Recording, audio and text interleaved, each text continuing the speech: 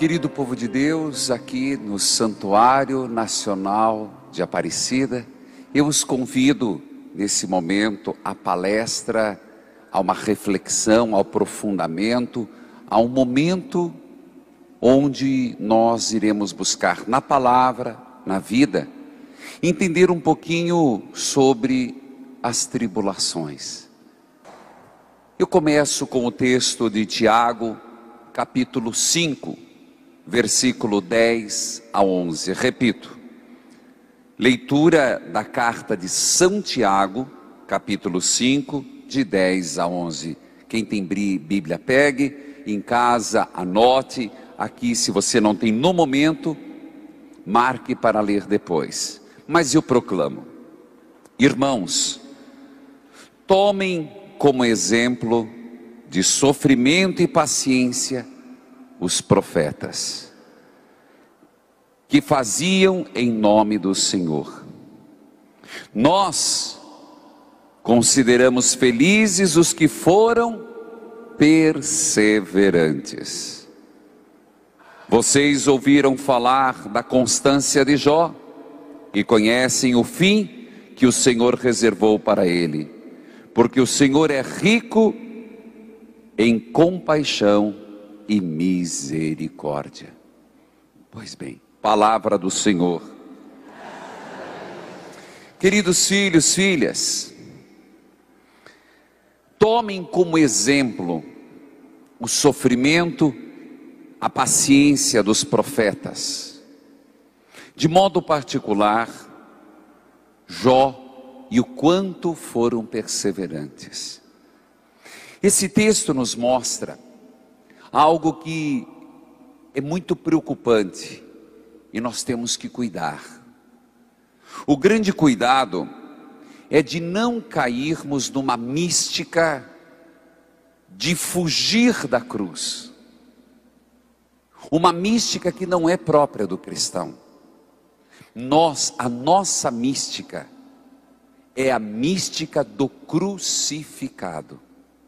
Nós estamos falando, não é desejar o sofrimento, não é desejar a tribulação, mas é na escola da cruz, na escola do sofrimento, entendermos a redenção. Eu muito me preocupo, e falando sobre perseverante nas tribulações, que nós estamos numa fase onde ninguém quer sofrer por nada. Alguns me perguntam, e problematizando a questão, por que as pessoas não querem casar? Porque não querem sofrer, porque não querem amar, porque não querem arriscar, porque não querem se comprometer, porque não querem se doar. Por que as pessoas não se comprometem? Porque dá trabalho. Amar dá trabalho. Quem é casado sabe. Amar é complicado. Amar a Deus é complicado. Tanto que alguns dizem: Deus, se é assim que trata os que o amam, por isso que estás só. O amor, ele é exigente. Eu digo isso nesse propósito de que nós precisamos entender a mística da cruz. Aquilo que nosso Senhor disse tão claramente: quer me seguir? Tome a tua cruz. A escola da cruz, ela é redentora. Tenho medo de o que Paulo vai chamar de superapóstolos. Paulo vai dizer na sua carta aos Coríntios: eu não sou nada, mas esses superapóstolos aí não fico a dever. Cuidado, quando tem uns que pregam um caminho para Deus, onde não há sofrimento, ninguém sofre nada, tudo está resolvido, tudo está mil maravilhas. Não é assim. Tome a sua cruz. Digo isso porque, do contrário, nós cairemos num laxismo. Nós cairemos num descomprometimento com Jesus Cristo. Nesse texto, me faz lembrar de um outro, para início desta palestra. Romanos capítulo 5, versículo 1 a 5. Romanos capítulo 5, de 1 a 5. E leio: assim, justificados pela fé, estamos em paz com Deus. Por meio dele, através da fé, nós temos acesso à graça na qual nos mantemos e nos gloriamos na esperança da glória de Deus. Agora vem o maravilhoso texto. Nós nos gloriamos também nas tribulações. Nós nos gloriamos também nas tribulações. Por quê? Porque sabemos que a tribulação produz perseverança. A perseverança produz a fidelidade comprovada. E a fidelidade comprovada produz a esperança. E a esperança não engana, pois o amor de Deus foi derramado em seus corações pelo Espírito Santo nos foi dado. Palavra do Senhor. Anotaram o texto? Nós nos gloriamos nas tribulações. Alguém quer tribulação? Levante a mão. Pelo amor de Deus, não faça isso. Não, pede não. Ela vem. Só o santo de São João da Cruz, que um dia diante do crucificado fez um mimo, e Jesus perguntou: João, o que você quer me pedir, eu te darei. Eu quero sofrer e ser desprezado pelos meus irmãos. E foi, hein? Terminou sua vida na mão de um noviço que tinha uma raiva dele. Cuidado, viu, madres de noviciado, cuidado as religiosas aí, os padres, os freis, que o noviço ficou até ele morrer colocando vinagre nas feridas da perna dele. Então, não deseja a tribulação, mas a tribulação ela purifica.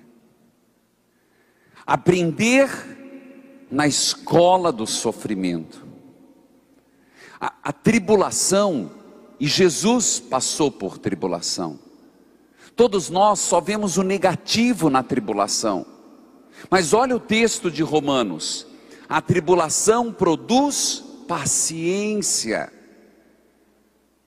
Às vezes Deus permite certas coisas na nossa vida, e eu entendo como São João diz, que é a poda. Quem aqui já podou planta, árvore, parreira, já podou? Bom, no sul a gente faz a poda, eu sempre marco o dia de Nossa Senhora do Carmo, dia 16 de julho, um pouquinho antes ou um pouquinho depois. Lá no Nordeste tem poda? Quando que é? Mesmo período? No Sudeste, Minas, como é que é? Nesse período também? Pois é. Tem um texto de João que me encabula muito, que João diz assim: eu sou a videira, vocês são os ramos e meu pai é o agricultor. E João fala que Deus, o agricultor, para que possamos produzir mais frutos, o que ele faz? Ele poda. Quando chega nesse período, cada um na sua região, num tempo diferente, tem que podar a planta. Para quê? Porque vem o inverno, a planta passa por um tempo e na primavera ela vem com toda a força. Eu diria que as tribulações, Deus às vezes permite como podas em nossa vida. Dói. Dói. Eu percebo no meu sacerdócio, e você às vezes tem que pensar na sua vida de casado, na sua vida de solteiro, na sua vida, você que está me acompanhando pelos meios de comunicação. Quantas vezes você pergunta: foi Deus que mandou a tribulação? Não, de Deus não há maldade, de Deus não há. Deus que mandou a doença? Não. Deus que mandou a morte? Não. Fulano está com câncer, Deus que mandou? Não, por amor de Deus. Deus permite as tribulações, para que a nossa fé seja comprovada. Eu entendo as tribulações, tempestades, provações na vida como uma poda de Deus. A questão é que nós não aprendemos isso. Nós não aprendemos a perceber essa dimensão do crescimento, do amadurecimento da nossa vida. Nós somos muito rasos. Nós somos muito rasos e somos sempre aquela erva rasteira. E esquecemos que fomos feitos para sermos aroeiras altas, pinheiros altos. Nós ficamos sempre aquela vegetação rasteira, sempre pasto. Nós somos feitos para ser arbustos e árvores altas. Tribulações. A tribulação, ela produz em mim e em você, o texto de Romanos o quê? A paciência. E Deus nos permite para que nós não achemos que somos os donos da verdade. São Paulo, eu fico impressionado, eu sou apaixonado por Paulo, quando muitas vezes ele disse: Senhor, tire o espinho da carne. Tirou? Não. Paulo morreu com o espinho da carne, o que é ninguém sabe, mas morreu. Por quê? Paulo vai entender, Deus permitiu e fez com que eu assim ficasse, para que eu não me gloriasse de mim mesmo, a tal ponto de dizer: se tiver que se gloriar alguém, só seja Deus. Sou o que sou pela graça de Deus. Você entende o sentido das provações? Porque senão nós começaríamos, qual a grande tentação do ser humano? Ser Deus. Qual que é o grande perigo hoje? Nós estamos voltando a uma era do paganismo muito sério. Nós estamos vivendo uma das piores fases, que é a fase do ateísmo. Você vai falar: não, padre, o ateísmo foi o século XIX, Nietzsche, e Deus... Não, é agora. Porque se eles matavam Deus, é porque eles admitiam que Deus existia. Hoje, nós vivemos a pior forma do paganismo, que é a indiferença a Deus. Não se fala de Deus, se esquece de Deus. E se nós olharmos o paganismo, qual a maior tentação? O homem ser Deus. Qual a raiz dos deuses pagãos? Homens que se fizeram deuses, inclusive nos seus defeitos. Nós temos essa grande tentação de às vezes achar que nós somos deuses, somos criadores e não criaturas. A tribulação tem um papel pedagógico. Se me perdoe dizer, quando Jesus: tome a tua cruz, não que eu goste de sofrer, eu não sou nada masoquista, e masoquismo é doença, mas a nossa fragilidade, você ter consciência da sua fraqueza, te faz estar numa atitude de que tudo vem de Deus. O ser humano hoje está com o nariz muito empinado.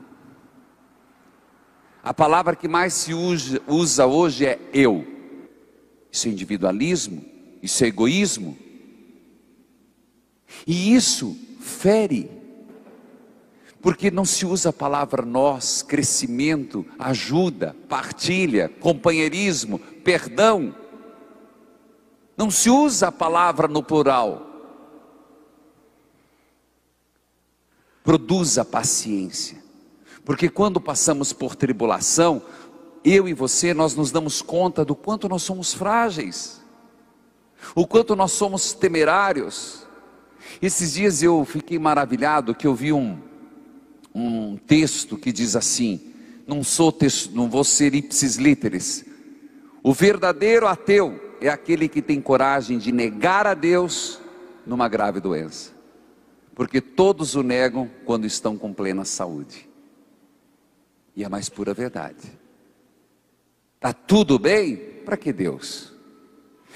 Na escola da alegria se aprende muito pouco. É verdade.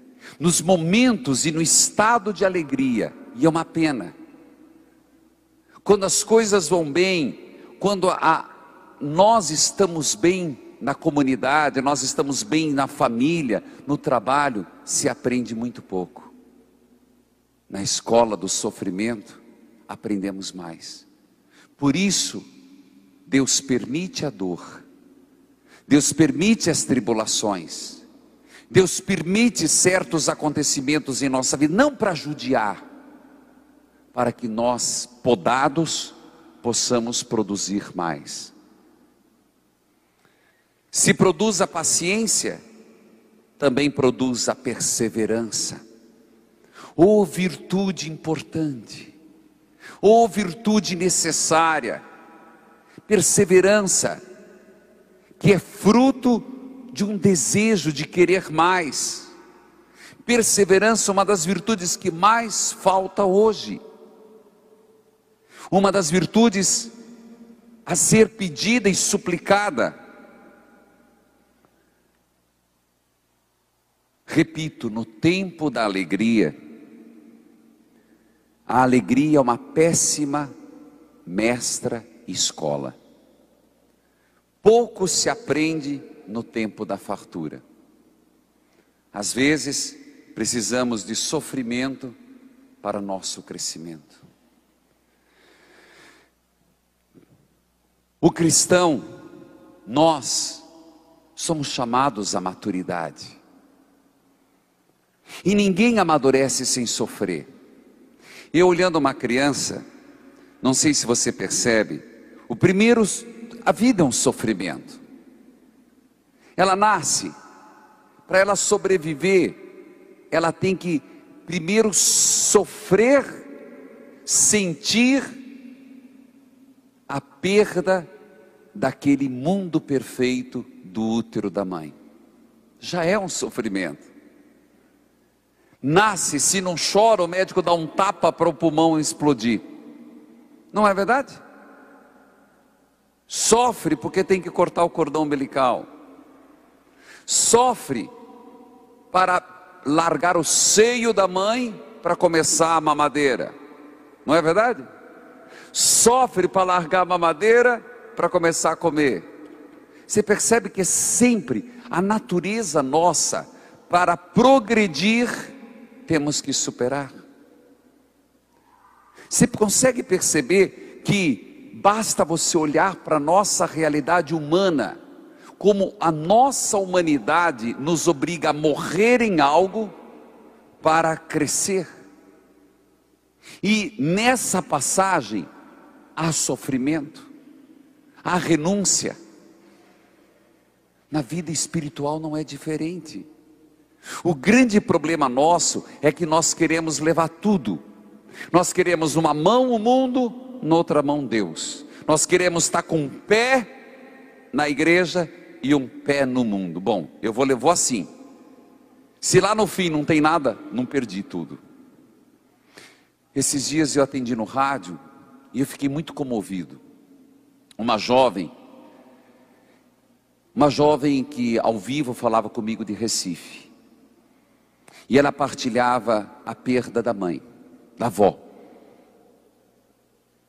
E ela me deixou sem palavras, porque ela dizia assim: padre, eu não tenho vontade de viver. E eu perguntei: filha, mas você não crê que depois da morte tua avó está viva? Não. Mas você não crê em Jesus Cristo? Não. Mas Ele existiu, eu sei. Ele morreu, você sabe, eu sei. Ele foi sepultado, você sabe, eu sei. Ele ressuscitou, você acredita? Não. Eu fico imaginando como que é hoje um jovem, uma pessoa, suportar a vida sem fé, sem Deus. sem esperança, sem perspectiva. É um desespero. É desesperador você de repente se deparar com uma enfermidade, e às vezes quem promete que toda doença será curada é mentira, porque tem muita gente santa morrendo de câncer, tem muita gente santa morrendo, pessoas justas ceifadas. Esses dias uma pessoa chegou para mim e disse assim: padre, mas por que meu filho se suicidou? Por que meu filho se matou numa rodoviária? Eu sou ministra de Eucaristia, meu marido é tesoureiro da igreja, nós fomos criados no apostolado da oração, nós não merecíamos isso, eu estou revoltada com Deus. E na hora, eu deixei ela falar, ela chorou, reclamou, e eu disse: você está esquecendo de alguma coisa.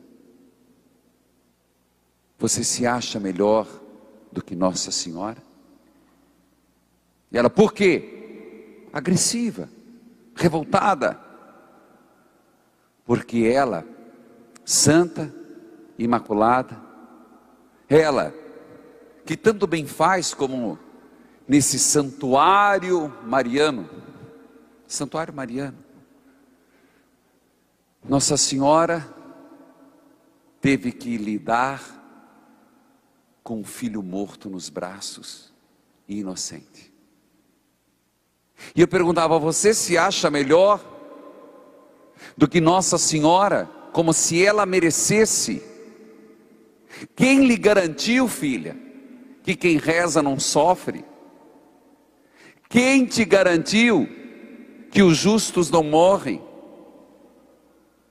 Quem te garantiu que o sofrimento não vem para quem teme a Deus? Quem foi que te catequizou que por estarmos perto de Deus, nós seríamos colocados dentro de uma redoma de vidro, blindados com vidro à prova de fogo, de canhão, de doença, numa rodoviária? E ela me olhou e disse: eu não sei, sua catequese está mal feita, filha, a tua teologia está errada, você está escutando muita seita neopentecostal, você está escutando muita madrugada, pastores pregarem que tudo está na mil maravilhas, porque a nossa religião, o cristianismo, é da cruz, é do sofrimento, é da abnegação, não que desejemos, mas porque ela sofreu, e porque Ele, o Filho do homem, o santo, o perfeito, o Cordeiro de Deus que tira o pecado do mundo, no momento de profunda angústia, quem nega seus sentimentos não faça, não tenha medo de chorar, porque Jesus no Horto das Oliveiras pediu: fiquem comigo os meus apóstolos, fiquem comigo que eu quero rezar, e eles dormiram. E esse homem Jesus, esse Jesus de Nazaré, suou sangue, e sabemos, e eu perguntava para um médico que estudou muito a paixão de Jesus: é possível suar sangue? Ele disse: sim, padre, é possível quando o nível de estresse é extremo, quando a angústia é dilacerante, é possível um ser humano suar sangue. E esse homem Jesus teve coragem de dizer: minha alma está numa tristeza mortal, Pai, eu não quero morrer, Pai, eu não quero ir para a cruz, Pai, me ajuda, afasta de mim esse cálice, meu Pai. Chorou muito, E a partir dali um silêncio profundo de Deus. Os discípulos o abandonaram. Os seus amigos, que ele escolheu a dedo, um lhe deu o beijo da traição, os outros 10 fugiram, somente um foi cuidar da mãe. E eu me pergunto, Jesus, o santo inocente, merecia morrer na cruz? Mas ele morreu. Então por que eu me acho no direito de questionar a Deus nas minhas tribulações, a me revoltar contra Deus? Porque eu me acho no direito, ou minha família no direito, porque construímos uma capela, porque demos um terreno, porque fizemos uma promessa, que Deus nunca vai deixar nada de mal acontecer comigo. Ele nunca prometeu isso. Ao contrário, no mundo tereis tribulações, no mundo sofrereis, mas coragem, eu venci o mundo. Não foi isso que ele prometeu? Em algum momento você encontrou na Bíblia e achou em algum texto algo que diz que eu e você estaríamos imunes de toda e qualquer doença, vírus? Não, pelo contrário. Olhem para os santos. Quanto mais santo, mais sofredor. Olha para os amigos de Jesus. Santa Teresa d'Ávila. Senhor, é assim que trata seus amigos, por isso que estáis só. Olha para os santos e veja como sofreram. Olha para a minha irmã Dulce, o anjo da Bahia. Morreu com quantos quilos? Um palito, uma pena, uma pluma flutuante. Olhemos para os santos e nós queremos uma vida confortável.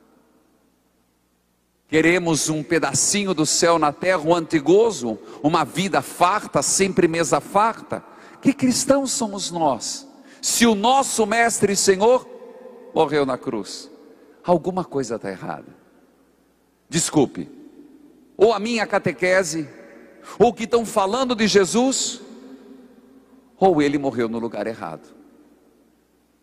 Eu fico me perguntando, uma teologia que às vezes, e nós, eu não estou falando dos outros, nós católicos estamos assimilando uma teologia, uma mística do seguimento de Jesus que não é nossa. Quem não tem cruz, cuidado, está no caminho errado. Quem não sente o peso do seguimento do Evangelho, é porque está frouxo, porque está equivocado, porque está com outros altares no seu coração. Seguir Jesus dá dor. Me desculpe se eu estou enfatizando muito isso, nem era isso que eu tinha preparado, mas é que me revolta algumas coisas que eu tenho escutado, e que essa formação, essa catequese minha, ajude as pessoas a repensarem. Tribulação todos nós passaremos, seja cristão ou não, católico ou não. A questão é como lidamos com a tribulação, e o que podemos aprender das tribulações. Eu acredito que possamos passar pela tribulação e colher profundos frutos, como nos diz a carta aos Romanos. Eu posso passar pelo sofrimento, eu posso passar por uma doença, mesmo um câncer, mesmo uma leucemia, e não sair curado. E essa doença pode se reverter na minha vida em paciência, em perseverança e santidade. Ou eu posso passar por uma tribulação, por uma doença, e essa doença ser a minha morte eterna. Uma vez eu fui atender uma senhora muito santa, aos meus olhos muito santa, muito devota, de Eucaristia constante. E eu posso dizer não foi matéria de confissão, uma pessoa que estava preparada para morrer. E como é bom a gente encontrar uma pessoa que está preparada. Dei os sagrados óleos, a unção dos enfermos, ela ainda quis comungar, e os filhos apavorados. Um filho, no pé da cama, me chamou, me puxou pelo braço, eu estava tirando ainda a túnica, e me puxou do lado e disse: eu não consigo entender teu Deus, porque essa pobre santa sofre desse jeito e não morre? Deus me deu uma unção na hora, eu falei: ela sofre para a tua salvação. E esse homem,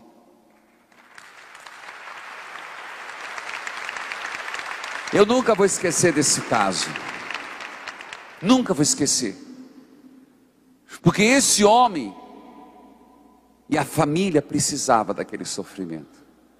E eu não diria que foi Deus que mandou, mas ela sofreu na santidade, porque eu conhecia o quanto ela tinha sofrido, para a remissão da família.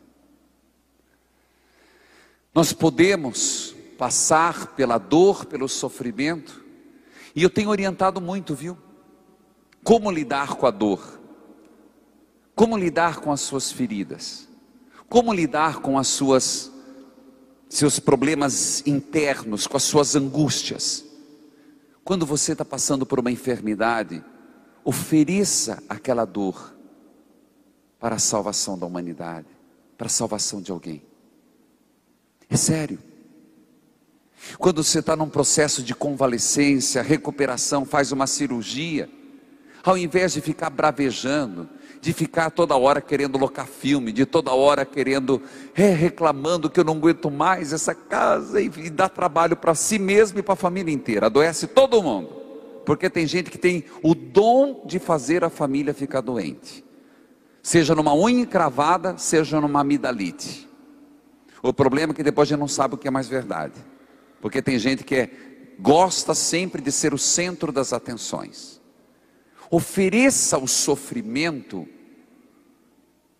para a conversão de alguém. Quantas pessoas não foram salvas pelo tesouro espiritual da igreja? Se nós conseguíssemos fazer isso, nós entenderíamos o sofrimento. Querido povo de Deus, ter fé, acreditar em Deus, não implica não ter tribulações. Leve isso a sério. Mas quem passa pela tribulação com fé, quem passa pela doença com fé, quem passa por um desemprego com fé, quem passa por um câncer com fé, não cai no desespero. A fé, ela sustenta o equilíbrio interior. O grande problema é que nós não entendemos que eu vim nesse mundo. Você está vendo essa carne? Olha para o teu corpo. Em algum lugar do teu corpo está marcada uma data. Pena que não descobriram o aparelhinho. Está marcada a data de fabricação e validade. O grande problema é que nós não aceitamos isso. Nós já entramos no mundo sabendo que nós não vamos ficar para sempre. Então eu não sei por que tanto desespero na morte. Por que tanto desespero ao lidar com a morte? Tudo bem, é perda, é sofrimento. Se é idoso é porque é idoso, se é novo porque é novo. Mas será que nós não temos essa noção? Que a morte, como diz São Francisco, é nossa companheira diária e constante. Então não há outras preocupações mais sérias, como a nossa santificação, a nossa alma que é imortal. Se o nosso corpo tem prazo de validade, a nossa alma é para sempre.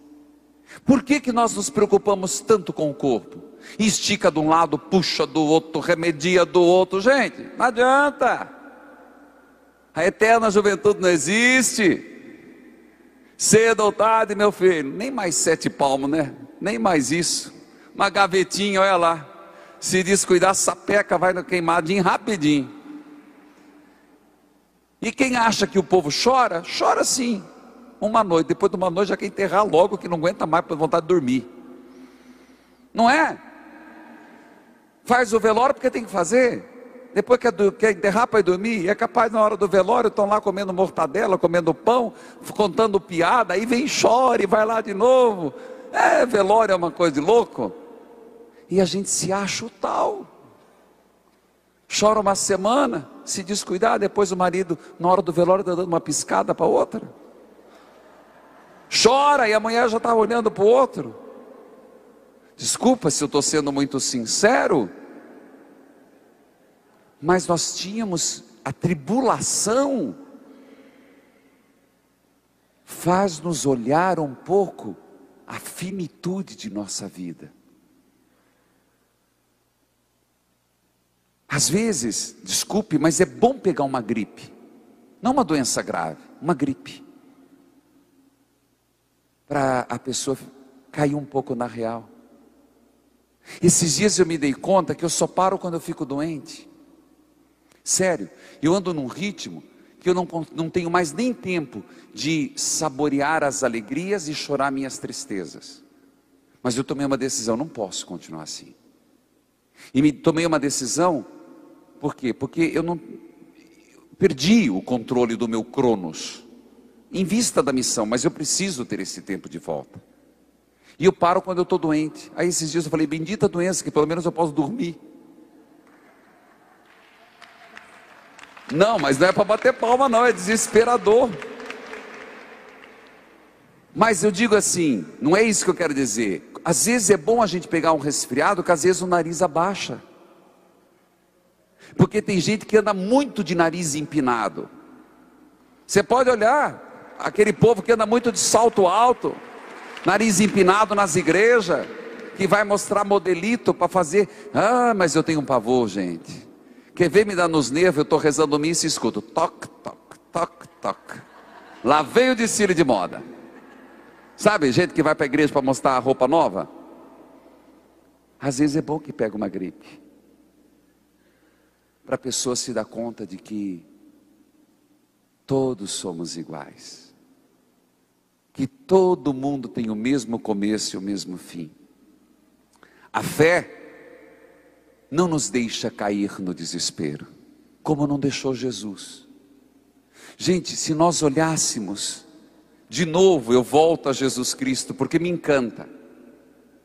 Esses dias uma jornalista me perguntava, por que o povo gosta tanto de Nossa Senhora das Dores, e gosta tanto de Jesus crucificado, que carrega aquela coisa no peito. É engraçado, foi desse jeito que me perguntou, aquela coisa no peito. Eu puxei minha cruz e meu escapulário veio junto. Eu falei, isso aqui? Por quê? Porque nós nos identificamos com Ele. O sofrimento dele é o nosso, e o nosso é o dele. Ele tomou e carregou nossas dores. Eu não sei se, sinceramente, eu era jovem, eu tinha 16 anos. Eu até estou atrás de recuperar essas fotos. Eu sempre fui exibido. No seminário, eu fiz questão de fazer uma paixão de Jesus. Estou procurando as fotos. Eu fui o Cristo, claro. Mas eu lembro da dor de estar numa cruz. Claro que não botaram prego. Mas era uma dor terrível. A dor principalmente aqui. Eu não consigo imaginar o que é ter os pregos na mão. Mas eu não sei em Cristo qual era a maior dor. A dor da coroa, a dor das 5 chagas, ou a sensação da ausência do Pai. Porque é interessante que os apóstolos, em nenhum momento diz que Jesus gritou de dor. Não fala que Jesus tenha reclamado da dor. Mas nas 7 últimas palavras, frases clássicas, ele disse: Pai, meu Deus, por que me abandonaste? E uma outra: em tuas mãos entrego o meu espírito. Tudo está consumado. Me parece que providencialmente os apóstolos querem registrar que a maior dor de Jesus na cruz não foram as chagas. Sem tirar ou desmerecer a dor, é só enfiar um prego na mão que você vai sentir. Pode fazer. Coloca 5 no teu corpo. Mas essa não foi a maior dor. A dor do silêncio. Mas nem por isso ele desistiu. E ele foi crucificado às 9, morreu às 3 da tarde. Alguém de vocês já teve? Eu acompanhei meu pai e tive o privilégio de acompanhar minha mãe no leito de morte. E eu acredito que isso foi uma bênção de Deus, foi uma graça de Santa Teresinha. Eu estava pregando o dia de Santa Teresinha e me avisaram que minha mãe estava morrendo. Eu fui, e eu estava longe, 600 quilômetros. Eu fui no altar, chorei, já padre, me ajoelhei e disse: Deus, dai-me forças para pregar. Começou a missa, preguei, depois peguei o ônibus, fui, e minha mãe me esperou até chegar, passou uma noite. Mas quem já acompanhou o leito de morte de uma pessoa, pode imaginar, 3 dias esse pobre coitado viveu no silêncio. E quando a última frase dele foi: Pai, em tuas mãos eu entrego o meu espírito, é porque apesar de tudo, ele morreu com fé. Ele morreu entregando, mesmo no silêncio de Deus, ele passou pela tribulação com fé. Tribulações vencerei, as aflições superarei. Deus provê, eu sei que proverá. Eu quero insistir nesses textos maravilhosos que Romanos nos apresenta. A tribulação dá fruto, espera passar. Tenha calma, tenha serenidade, invoque o Espírito Santo. Senhor, como que eu vou resolver? Não perca, quando você sentir teu chão perdido, não avance sem saber onde vai. Eu quero lembrar uma frase que eu acredito ser muito interessante. Deixa eu só pegar o santo, que eu achei maravilhosa, que diz que a oração é como uma âncora para os navegantes. Desculpa não ser textual, não importa. A oração é uma âncora para os navegantes. A oração é como um porto seguro para os flutuantes. A oração é uma estaca na tempestade. Gente, na hora que você perdeu o teu chão, perdeu o teu caminho, o que você tem que fazer? Senhor, me conduza.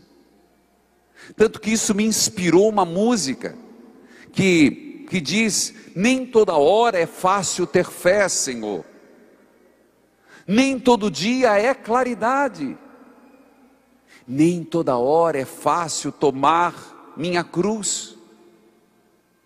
Senhor, na noite escura da fé, a tua presença venha me conduzir, e nessa hora, me leva em teus braços, para de novo sorrir. Eu digo isso porque todos nós passamos pela noite escura. Eu não tenho medo da noite traiçoeira. Todo mundo gosta de falar de noite traiçoeira. A noite traiçoeira é de fora para dentro. Não tenha medo dela, porque quando você identifica o inimigo é fácil se defender. A noite escura da fé é quando Jesus entra naquele: meu Deus, por que me abandonaste? É a tribulação, e nessa hora não tome a direção: Senhor, me conduza. Eu vejo muita gente patinar igual carro encalhado na lama, e não progredir na santidade, no ser cristão, porque não se deixa conduzir, não deixa Deus tomar conta, fica cantando: o Senhor é meu pastor, nada me faltará. É que nada, o Senhor é pastor. Se fosse pastor Ele conduziria. A gente vai na frente fazendo as besteiras e depois gasta a reza para Deus vir consertar a burrice que a gente fez. Nós deveríamos o contrário: Senhor, me ajude, me ilumine por onde caminhar, e não: Senhor, venha consertar a burrada que eu fiz. Um monte de gente só vive rezando para consertar os erros, e não para iluminar o caminho. Tribulação.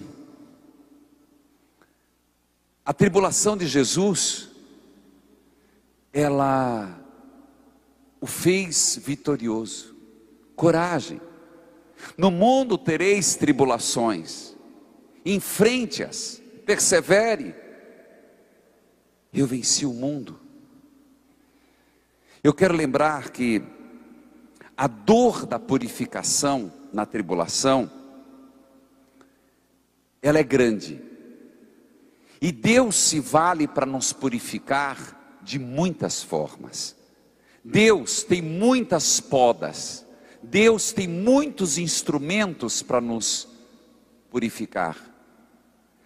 Porém, a provação são as mais amargas, mais dolorosas, mas são as que mais nos dão maturidade e mais nos fazem crescer na santidade. Acredite, a poda de Deus, a provação, a tribulação, elas têm um efeito terapêutico, santificante, se bem vivido. É amarga, é dolorida, mas são as que mais produzem frutos de maturidade e de santidade. Leva a sério isso. Saiba lidar com as suas tribulações. E eu fico me perguntando: bem-aventurados os puros de coração. Você sabia que alguns são mais provados que o outro? Por quê? Porque Deus ama mais. Verdade. Deus ama igual. Eu acredito que Deus ama igual. Mas quando Deus percebe um coração que ama, Ele se desdobra de amor. E para esses Deus pede mais pureza. Por isso as tribulações são maiores.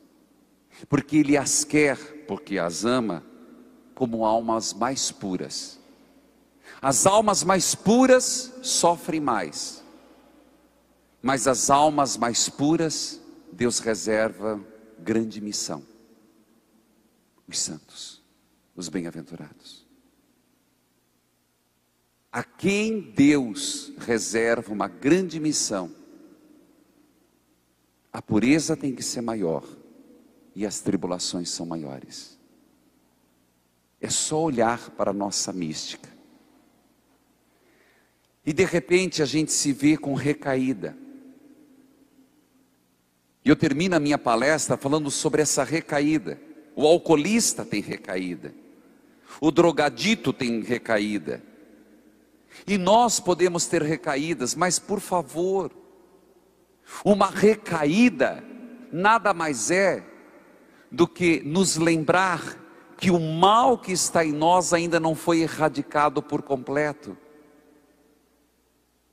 Uma recaída é uma lembrança para a minha consciência de que o homem velho continua dentro de mim, que aquele mal, aquela força, aquele defeito que precisa ser trabalhado a virar uma virtude, ainda está dentro de mim. Recaída não é para desistir, é apenas para pegar o bisturi e perceber que a raiz do câncer se alastrou mais do que eu pensava.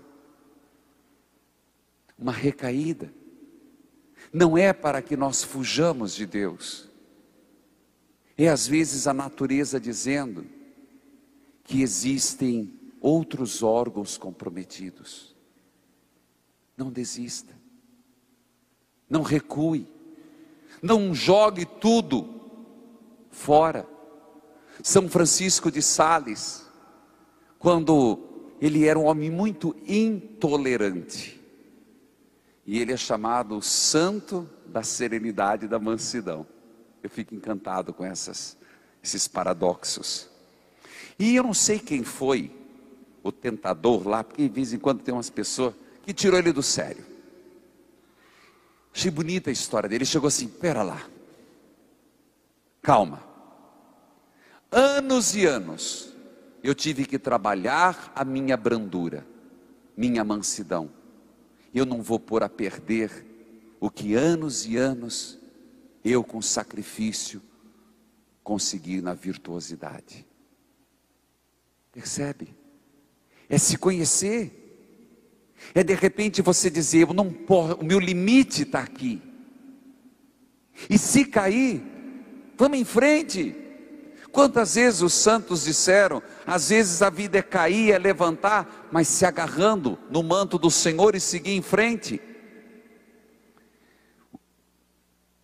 Quero lembrar que nós de fato seremos santos quando aconteça o que acontecer, o corpo, sentimento e pensamento foram só.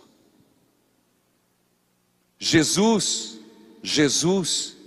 de Nazaré, o teu semblante eu quero ter, tal qual és tu, eu quero ser.